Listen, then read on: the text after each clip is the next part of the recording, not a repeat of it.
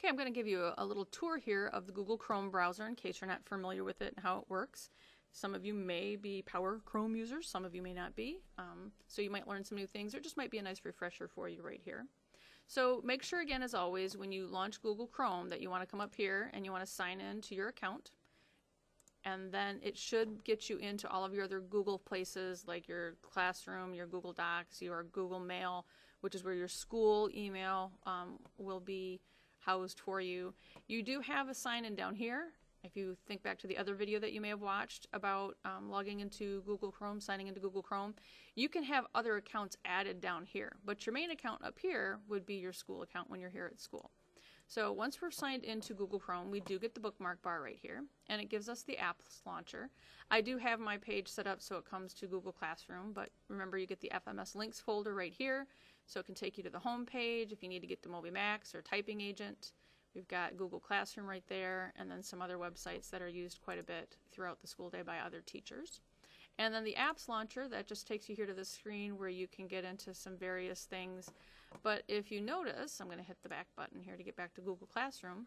There's also an apps launcher right here, this little square of squares that gets you into your mail, your Google Drive, gets you to docs and sheets and slides and all that kind of good stuff as well.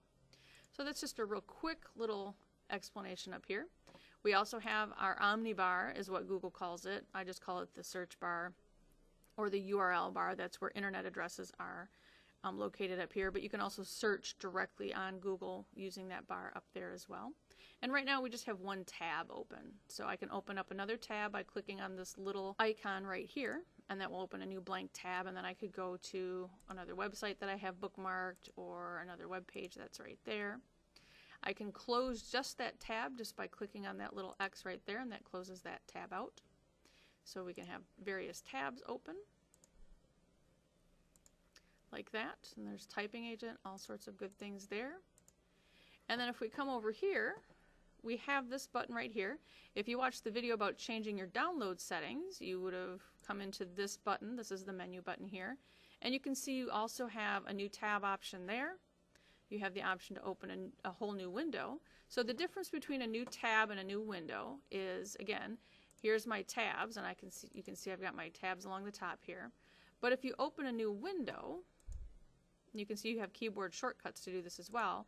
That window is free floating. It is not docked in with these other three tabs. So if I click on the title bar right here, which is just this big gray bar right here, I can click and hold down and I can drag this window around.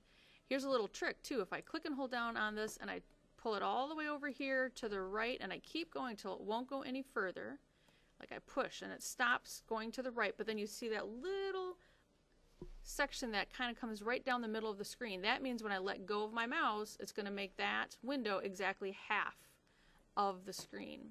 And then you can adjust the other side. When I click on that, it'll bring it in. So now I have this lovely side-by-side option here. So I could have a file open here and maybe a Google Doc I'm typing it over here, so I can refer back and forth to those things.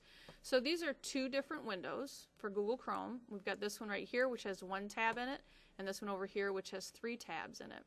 You can dock tabs, so I just clicked on the maximize, and if I come down here, I'm going to get this window back up. Now instead of clicking on the gray bar right here, I'm actually going to click on the tab itself and hold down.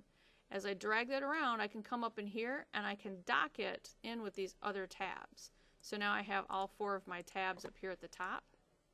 But I can also do the reverse. I can click and hold down on a tab and drag it out and let go of it, and now it's its own free-floating window. So you've got all sorts of little skills that you can use that way. Another little trick, I'm going to come here to the Classes tab. If I point at that and I right-click on it, we have some options. New tab, reload, duplicate, which means it'll make a new tab with that same page inside of it. But there's something called Pin tab. If you don't want to accidentally close out a tab, when you click on that, it makes it really small. It's still there, but I can go to these other tabs and I can open other tabs. But this one's right here, and I can't close it accidentally by clicking on that little red X. So again, that was the right click on the tab, and now I'm going to unpin it so it makes it a full tab again. You've got some other neat little options. I'm just going to open up some random tabs here. So I'm going to go to my Typing Agent tab. If I right click on that one, I can close that tab, or I can say close other tabs, or I can say close tabs to the right. If I do that, those 3 other new tabs that are open, boop, will close for me. So right-clicking on a tab gives you some kind of neat things that you can do to kind of customize your browser or organize your workspace is really what it comes down to.